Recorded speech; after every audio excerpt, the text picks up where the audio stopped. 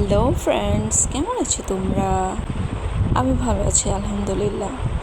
আজকে তোমাদের দেখাবো একটা স্পেশাল ভর্তা রেসিপি, যেটা নাকি আমার নানুর যুগের। আম্মু সাডেনলি বলছে যে আজকে তোমাদের একটি স্পেশাল ভর্তা বানিয়ে খাওয়াবো। কী ভর্তা? আম্মু বলছে কচু পোড়া ভর্তা। আমি বলছি কচু পোড়া ভর্তা, এটা আবার কি ভর্তা? কচু পোড়া তো একটা কলকাতার মুভিতে শুনেছিলাম। তো কচু পুড়ে আবার ভর্তা হয়? আম্মু বলছে হ্যাঁ, ভর্তা হয়। তো আম্মু বলছে চলো যাই, একটু ছাদ থেকে ধনিয়া পাতা নিয়ে আসি। তো চলে গেলাম মামে, যে আম্মুর চোখে পড়লো 2টা পেয়ারা পেকে গেছে। আম্মু বলছে কেটে নিবে, তো কেটে নিচ্ছে। তো এর মধ্যে আবার গাছে অনেক সুন্দর ফুল ফুটেছে, রঙন ফুল। তো আম্মু আবার ফুলগুলো দেখছিল, ফুলের সামনে যাচ্ছিল, ফুলগুলো ধরছিল। তো ফুলের সঙ্গে একটু ফটোশ্যুট করে নিল। দেন আমরা আবার চলে যাব ধনিয়া পাতার কাছে, ধনিয়া পাতা নিব। আপনারা হয়তো দেখেছেন ভিডিওর শুরুতে আম্মু কচু বেটে নিয়েছে, কচুর সঙ্গে রসুন বেটে নিয়েছে।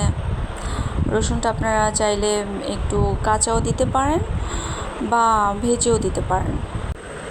আর কচুগুলোর খোসা কিন্তু চতুর্দিক থেকে ফেলে দিয়ে মাঝখানের অংশটা নেওয়া হয়েছে। আম্মু মরিচের সঙ্গে অবশ্যই একটু লবণ দিয়ে নেবেন, তাহলে গুঁড়ো করতে একটু সুবিধা হবে। তো মরিচ, পেঁয়াজ, ধনিয়া পাতা, সরিষার তেল, কচু একসঙ্গে দিয়ে সুন্দর করে মিশিয়ে নিতে হবে।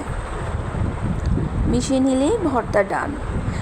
ভর্তাটা ট্রাস্ট মি এত টেস্টি হয়, এত টেস্টি, আপনারা একবার হলেও ট্রাই করে দেখবেন।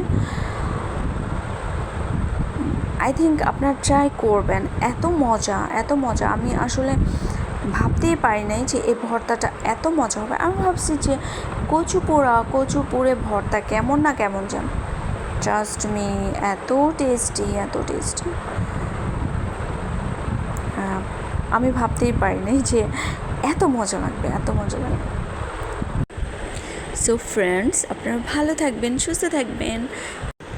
টাটা, আল্লাহ হাফেজ।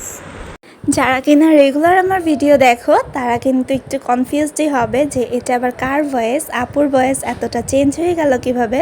যদিও আমার বোনদের সাথে আমার ভয়েস অনেকটাই মিলে, তারপরেও যার যার নিজস্ব একটা সত্তা থাকে। তো যাই হোক, আজকের ভিডিওটাতে আমার বোন ভয়েস ওভার করেছে। বোনের ভয়েসের ভিডিওটি তোমাদের কাছে কেমন লেগেছে অবশ্যই কমেন্ট সেকশনে জানিয়ে যাবে। ধন্যবাদ সবাইকে।